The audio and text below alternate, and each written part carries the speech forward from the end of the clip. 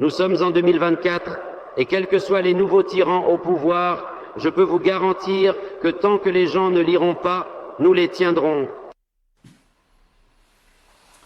Chers amis préféristes, qu'avez-vous pensé de la phrase que vous venez d'entendre et que Staline n'a jamais prononcée? Si vous estimez qu'il y a quelque chose de pertinent dedans, la suite de cette vidéo va peut-être vous intéresser. Je pense qu'il y a un problème de domination intellectuelle de notre camp par manque de culture livresque. Beaucoup de gens qui ont nos idées l'ont sous forme d'intuition, mais quand il s'agit d'être convaincant avec quelqu'un, la culture générale, la culture du livre, la culture historique, souvent, vient à manquer. Je pense que si vous êtes comme moi, il y a certains influenceurs que vous aimez, que vous estimez parce qu'ils ont cette culture du livre et cette culture historique parfois aussi. Je prends un exemple simple. Éric Zemmour est quelqu'un pour qui beaucoup d'entre nous ont une estime intellectuelle. Pourquoi? Parce qu'il est capable justement d'aller piocher dans sa culture livresque pour donner de la puissance à ce qu'il veut dire, pour illustrer ses idées avec des exemples parfois historiques. Je ne sais pas si vous vous souvenez, mais face à quelqu'un qui l'interviewait, il était allé chercher un exemple dans l'histoire, une anecdote même en fait, qui était arrivée à Napoléon Bonaparte. Et en répondant à son interlocuteur, il disait « Napoléon Bonaparte, la veille d'une grande bataille, était parti en reconnaissance sur le terrain. Et avec un de ses généraux, ils étaient sur leur cheval respectif, et un lapin est passé sous le cheval de l'empereur, ce qui a fait cabrer l'animal et ce qui a renversé l'empereur.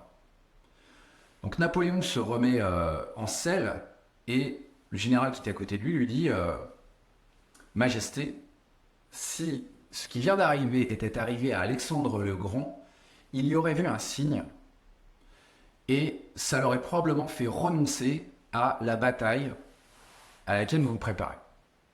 Et Napoléon lui a répondu, oui, mais moi, je ne crois pas à tout ça. Éric Zemmour s'est servi de ces anecdotes pour montrer la différence de mentalité entre ces deux époques. Ça, il le doit à sa culture livresque. Pourquoi est-ce que je vous parle de tout ça? Eh bien, parce que je ne vais pas seulement vous dire qu'il faut lire, parce que ce serait sans effet. Les positions de principe n'ont pas d'effet. Je vous dis ça parce qu'il existe aujourd'hui une solution si vous estimez que ceci est un problème, et ça en est un. Cette solution s'appelle Vox Machina. Retenez bien ces deux mots. Vox Machina, c'est une société d'édition spécialisée dans les audiobooks. Alors évidemment, il s'agit des audiobooks de notre famille d'idées, vous l'aurez compris. Et innovation dans l'innovation, les audiobooks en question sont lus par la voix IA de leurs auteurs, la voix par intelligence artificielle. Et croyez-moi, c'est bluffant. Alors, un des livres qui a bénéficié de cette technologie, c'est l'ouvrage que j'ai écrit, Légitime Préférence, dont la préface a été faite par Jared Taylor. Et quand j'ai entendu la voix de Jared Taylor en français, reproduite par IA, très sincèrement, j'aurais été incapable de la distinguer de la voix du vrai Jared Taylor. Je pense que c'est intéressant à deux titres. Déjà, c'est une expérience immersive extrêmement puissante que propose Vox Machina pour inciter les gens à aller dans ces livres de grande culture qu'aujourd'hui, on ne consulte plus parce que notre époque accapare notre attention avec des réseaux sociaux sur lesquels on peut passer des milliers d'heures. Et puis, il y a aussi une paresse, effectivement, qu'il faut vaincre. La chose à vaincre se trouve toujours d'abord en soi-même. Mais l'admonestation ne servant à rien, il fallait qu'il y ait cet outil. Donc Vox Machina l'a apporté. Et vraiment, je pense que la droite intelligente doit absolument s'engouffrer là-dedans. Vox Machina donc, va fonctionner par un système d'abonnement. L'audiobook, en soi, vous connaissez. La reproduction des voix par intelligence artificielle, en théorie, vous connaissez. Maintenant, il reste à faire l'expérience de l'audiobook Vox Machina. Je pense que nous avons absolument intérêt à encourager cette initiative qui déjà a intéressé donc, des investisseurs américains.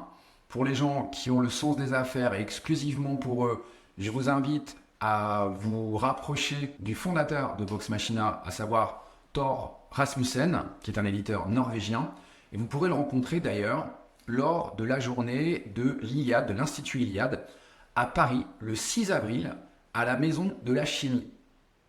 Si vous souhaitez en savoir plus, et pourquoi pas devenir un investisseur de ce projet, n'hésitez pas, 6 avril, Maison de la Chimie à Paris, journée de l'Institut Iliade. Je pense que, ne serait-ce que pour votre culture, mais aussi et surtout pour celle de vos enfants, s'intéresser à ce que va vous proposer, ce que vous propose Vox Machina, pour moi c'est crucial. Faire en sorte que vos enfants tombent dans la marmite dès le plus jeune âge, c'est vraiment leur donner un avantage. Si vous vous souvenez du conseil qu'avait donné Renaud Camus dans l'émission Delta, que j'avais animée et dans laquelle il était face à Jared Taylor, Renaud Camus avait dit ceci: creusez la différence, lisez un livre.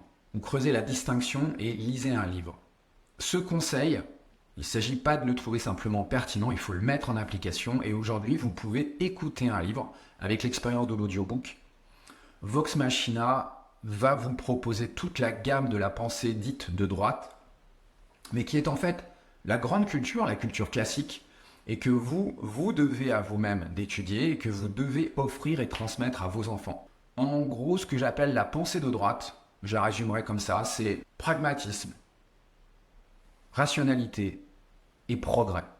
Tout ce que nous devons cultiver et rechercher sera proposé dans la gamme des livres que Vox Machina va vous proposer de découvrir. Voilà, je voulais vous présenter absolument cette maison d'édition. Le projet me tient à cœur et je pense que la droite intelligente doit soutenir ce projet de toutes ses forces. Je vous remercie de votre attention pour cette vidéo. Vox Machina, Thor Rasmussen sera présent donc le 6 avril, Maison de la Chimie à Paris pour la journée de l'Iliade. Chers amis préférés, je vous salue. Vive l'avenir, vive nos...